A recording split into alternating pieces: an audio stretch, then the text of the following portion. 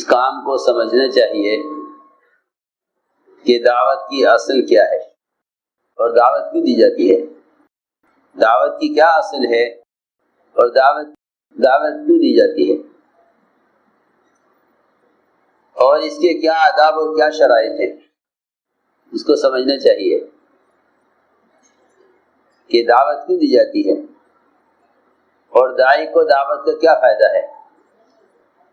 اس میں تو کوئی شک نہیں کہ بھلائی کا حکم کرنا، برائی سے روکنا، یہ دین کے قائم رہنے کا اصل ذریعہ ہے،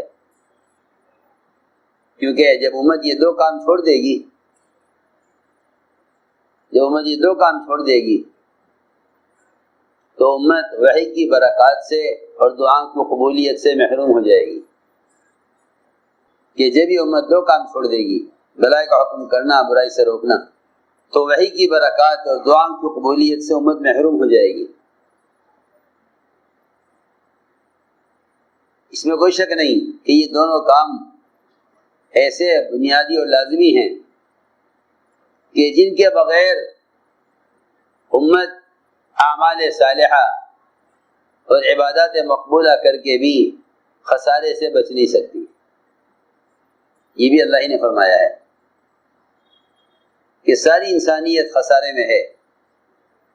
خسارے سے بچنے کے اسباب 4 بتلائے ہیں، 2 نہیں، ایمان اور اعمال صالحہ نہیں صرف، بلکہ ایمان اور اعمال صالحہ کے ساتھ ساتھ تواصی بالحق، تواصی بالصبر، یہ دونوں بھی ایمان اعمال صالحہ کی طرح نجات کی شرائط میں سے ہیں۔ کہ نجات کی شرط پوری کرو، نجات کی شرائط پوری کرو تو نجات ہوگی، نجات کی شرائط پوری کرو تو نجات ہوگی۔ نجات کی شرائط میں صرف 2 چیزیں نہیں ہیں، ایمان اور اعمال صالحہ، بلکہ دعوت اللہ شرط ہے نجات کے لیے، دعوت اللہ شرط ہے نجات کے لیے۔ وہ دعوت کیا ہے؟ وہ دعوت یہ ہے کہ بھلائی کا حکم کرنے اور برائی سے روکنے کو حضور اکرم صلی اللہ علیہ وسلم کی سنت پر اور صحابہ کرام کی سیرت پر لایا جائے، آپ کی سنت پر اور آپ کے صحابہ کی سیرت پر لایا جائے۔ یہ بات بہت جاگ کر بہت توجہ سننی پڑے گی، کیونکہ جب یہ دونوں کام، بھلائی کا حکم کرنا اور برائی سے روکنا، جب یہ دونوں فریضے محمد صلی اللہ علیہ وسلم کی سنت سے اور آپ کے صحابہ کی سیرت سے ہٹ جائیں گے تو ان سے فساد ہوگا، اصلاح نہیں ہوگی۔ ان سے فساد ہوگا، اصلاح نہیں ہوگی، کہ اس عمل سے فساد ہوگا، اصلاح نہیں ہوگی۔ جب یہ دونوں کام نبوت کے طریقے سے اور صحابہ کی سیرت سے ہٹ جائیں گے تو ان دونوں کاموں سے فساد ہوگا، اصلاح نہیں ہوگی۔ ان دونوں کاموں کے ذریعے جتنی بھی خیر آنی ہے باعتبار تربیت کے، اور جتنی بھی خیر آنی ہے امت میں باعتبار دین کے، ان سب کے آنے کے لیے بنیادی شرط یہ ہے کہ ان دونوں کاموں کو صحابہ کرام کی سیرت اور آپ کی سنت کے مطابق اس کو ادا کیا جائے۔ خوب غور سے بات سننا۔ جس طرح نماز کی کا ایک تصور ہے، اسے آدمی سمجھتا ہے جس طرح چاہو ادا کر لو، جس طرح چاہو ادا کر لو، کہ بگڑی ہوئی نماز سے جس طرح دین میں کمال نہیں پیدا ہوتا، اس طرح اگر بھلائی کا حکم کرنے برائی سے روکنے کو اپنی مرضی سے اور اپنی چاہت سے کیا تو یہ اتنا ہی فساد پیدا کرے گی جس طرح بگڑی ہوئی نماز زندگی کے تمام شعبوں کے اندر بگاڑ پیدا کرتی ہے۔ یہ بات ذہن میں رہے، یہ بات ذہن میں رہے پورے بیان کے دوران۔ تو میں عرض کروں گا کہ کس طریقے اصلاح سے فساد ہوتا ہے اور کس طریقے اصلاح سے تربیت ہوتی ہے. دیکھو خود جا کے بات سننا، سونا مت یہاں بیٹھ کر. لوگ مطلق بھلائی کا حکم کرنے کو اور برائی سے روکنے کو دعوت سمجھتے ہیں. ایسا نہیں ہے. جس طرح نماز کا طریقہ متعین ہے، اس میں فرق کا آنا ساری زندگی کے تمام شعبوں کے اندر فرق لائے گا. اسی طرح ان دو فریضوں کا اپنے طریقے سے ہٹنا یہ دنیا میں فساد پیدا کرے گا، اصلاح نہیں کرے گا. اس لیے اس کی پہلی شرط یہ ہے کہ بھلائی کا حکم کرنے والا، برائی سے روکنے والا سب سے پہلے اس بات سے اور اس عمل سے اپنی اصلاح کا ارادہ کرے. ارادہ کرے اپنی اصلاح کا، اپنی اصلاح کا ارادہ کرے. کیونکہ اصل میں دعوت داعی کی اپنی ذات کے لیے ہے. بے فائدہ تو دعوت ان لوگوں کے لیے ہے جن کے مقدر میں ایمان لانا نہیں ہے. ان کے حق میں دعوت بے فائدہ ہے. اللہ نے فرمایا قرآن میں سواء علیہم انذرتہم ام لم تنذرہم لا یؤمنون، کہ آپ ان کو ڈرائیں یا نہ ڈرائیں ان کو کوئی فائدہ نہیں ہوگا. یہ نہیں فرمایا کہ آپ کو فائدہ نہیں ہوگا، یہ نہیں فرمایا کہ آپ کو فائدہ نہیں ہوگا، فرمایا ان کے لیے کوئی فائدہ نہیں ہے، ڈرائیں یا نہ ڈرائیں، کیونکہ وہ ایمان لانے والے نہیں ہیں. یہ نہیں فرمایا سواء علیک کہ لوگوں کو بات نہ ماننا آپ کے لیے کوئی فائدہ نہیں ہے، کہ آپ کے لیے تو دعوت مفید ہے ہر حال میں. کیونکہ ایسے انبیاء علیہ السلام بھی ہوں گے جن کو ان کی قوم میں سے کسی نے ساتھ نہیں دیا. ان نبیوں کا بھی ہے اللہ کے یہاں وہی درجہ ہے جو درجہ ان انبیاء کا ہے جن کے ساتھ بڑی امت رہی ہے، جن کے ساتھ بڑی امت ہے. جو درجہ ان نبیوں کا ہے وہی درجہ ان انبیاء کا بھی ہے جنہوں نے کوشش محنت پوری کی لیکن ان کا کسی نے ساتھ نہیں دیا. تو پہلی بات یہ ہے کہ بھلائی کا حکم کرنا، برائی سے روکنا، سب سے پہلے تو جاننا چاہیے کہ اس کی غرض کیا ہے. کہ اس کی غرض اپنے اندر معروفات کی رغبت پیدا کرنا، اپنے اندر منکرات کی نفرت پیدا کرنا، یہ دعوت کا مقصد ہے اصل.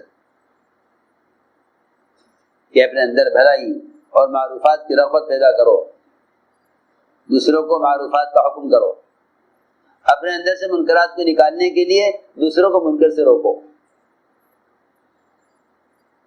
پہلی بات تو یہ ہے کہ اس نے بجائے دوسروں کی اصلاح کی نیت کرنے کے اپنی اصلاح کی نیت کرو. حضرت تھانوی رحمۃ اللہ علیہ کے ملفوظات میں ہے کہ میں جس معروف کو اپنے اندر پیدا کرنا چاہتا تھا اس سے دوسروں کو آمادہ کرتا تھا، اور جس منکر کو اپنے اندر سے نکالنا چاہتا تھا اس سے دوسروں کو روکتا تھا.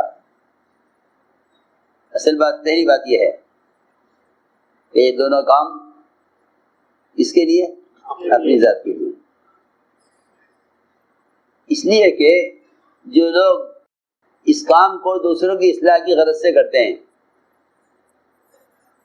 جو لوگ اس کام کو دوسروں کی اصلاح کی غرض سے کرتے ہیں، ان کا غم، ان کی الجھن کبھی ختم نہیں ہوتی.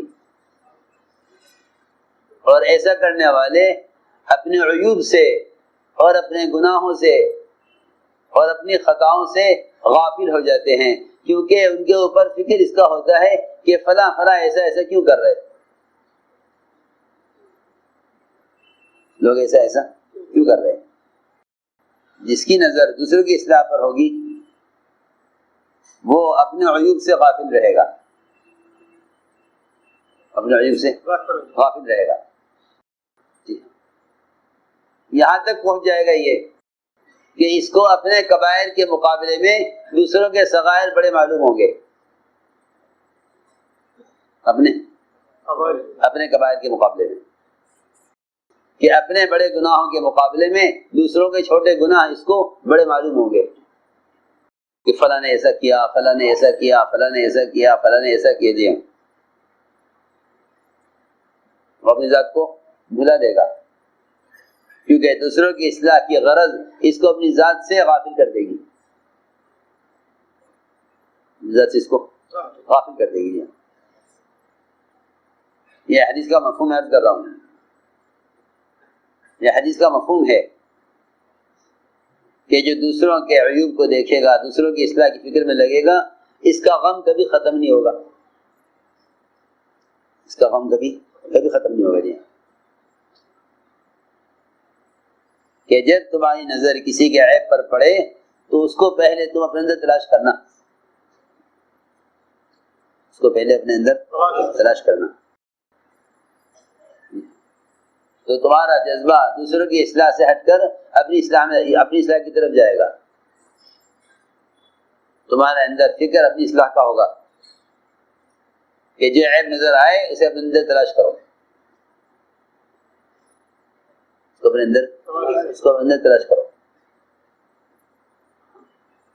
ورنہ سب سے پہلی بیماری پیدا ہوگی جو دوسرے کے عیب کو دیکھے گا، اس کے اندر عجب پیدا ہوگا، اس کے اندر عجب پیدا ہوگا۔ عجب کا مطلب یہ ہے کہ میں بہتر ہوں، میں بہتر ہوں۔ جی ہاں،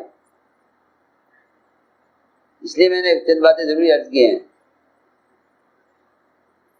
کہ اس کام کا سب سے بنیادی اصول یہ ہے، اس کا بنیادی اصول یہ ہے کہ دعوت اس لیے دو تاکہ معروفات کی رغبت میں اندر پیدا ہو، منکر سے اس لیے روکو کہ اپنے اندر منکرات کی نفرت پیدا ہو۔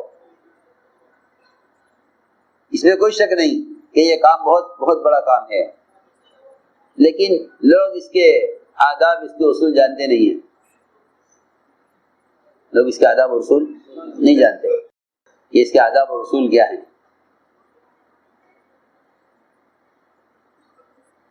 کہ جب بھلائی کا حکم کرو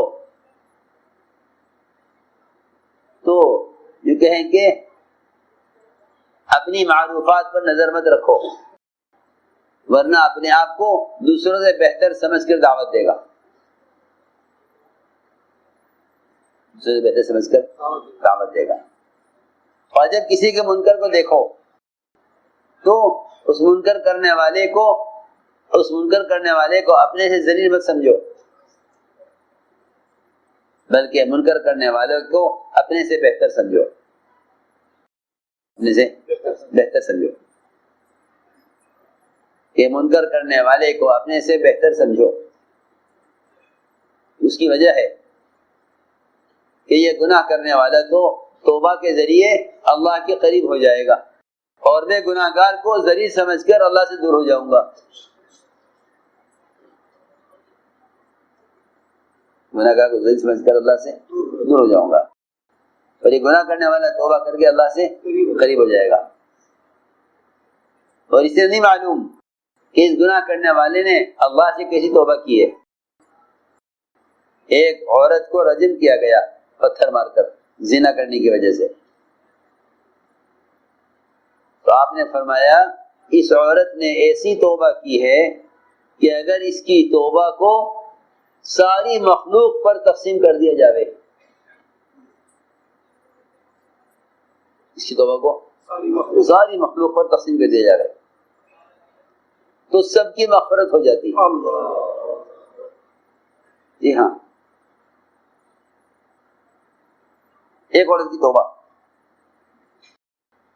اس کی توبہ کو اگر سب پر تقسیم کر دیا جائے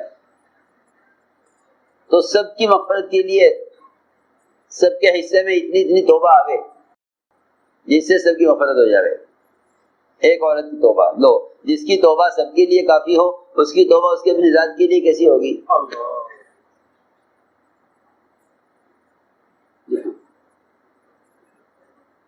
میری بات بہت ضروری بات ہے جو میں کہنا چاہتا ہوں، اس لیے کہ جو لوگ دوسروں کی اصلاح کا ارادہ کر لیتے ہیں وہ کسی کی توبہ کو قبول بھی نہیں کرتے، کسی کی توبہ کو قبول نہیں کرتے، کیونکہ ان کا ارادہ اصلاح کا نہیں ہوتا، ان کا ارادہ کیا ہوتا ہے؟ ان کا ارادہ فساد کا ہوتا ہے، ان کا ارادہ فساد کا ہوتا ہے۔ جی ہاں، وہ کسی کی توبہ کو، کسی کے عذر کو قبول نہیں کرتے. ہاں، وہ کسی کی توبہ کو قبول نہیں کرتے، کیونکہ حدیث کا مفہوم ہے، الفاظ یہ ہیں کہ جو آدمی دوسرے کی عیب کو کی تلاش میں لگ جاتا ہے، اس کے ذریعے دنیا میں فساد پیدا ہوتا ہے، اصلاح نہیں ہوتی ایسے لوگوں سے. حدیث کے الفاظ ہیں انک ان اتبعت عورات المسلمین افسدتهم، کہ اگر تو نے اگرچہ اصلاح کے ذریعے سے، اگر کوئی کسی کی ٹوہ میں لگ جائے، کس لیے؟ اصلاح کے لیے. اگر کوئی کسی کی ٹوہ میں لگے اصلاح کے لیے، اگرچہ اس کا ارادہ اصلاح کرنے کا ہو، تب بھی یہ لوگوں میں فساد پیدا کرے گا. انک ان اتبعت عورات المسلمین افسدتهم، کہ اگر کوئی شخص کسی مسلمان کی اصلاح کرنے کے لیے اس کے گناہ کو چھپ کر دیکھے، اس کے گناہ کو چھپ کر دیکھے، تب بھی ایسے آدمی کو بھی مفسد کہا ہے. ایسے آدمی کو بھی کیا کہا؟ مفسد. جی ہاں، کہ ایسے لوگوں سے دنیا میں اصلاح، اور ایسے لوگوں سے دنیا میں جو ہے اصلاح کا ماحول نہیں بنے گا، ایسے لوگوں سے دنیا میں فساد بڑھے گا، ایسے لوگوں سے دنیا میں فساد بڑھے گا. جی ہاں، کہ اگر کوئی شخص کسی مسلمان کی اصلاح کرنے کے لیے اس کے گناہ کو چھپ کر دیکھے، اس کے گناہ کو چھپ کر دیکھے، تب بھی ایسے آدمی کو بھی مفسد کہا ہے. ایسے آدمی کو بھی کیا کہا؟ مفسد. جی ہاں، کہ ایسے لوگوں سے دنیا میں اصلاح، اور ایسے لوگوں سے دنیا میں جو ہے اصلاح کا ماحول نہیں بنے گا، ایسے لوگوں سے دنیا میں فساد بڑھے گا، ایسے لوگوں سے دنیا میں فساد بڑھے گا. جی ہاں.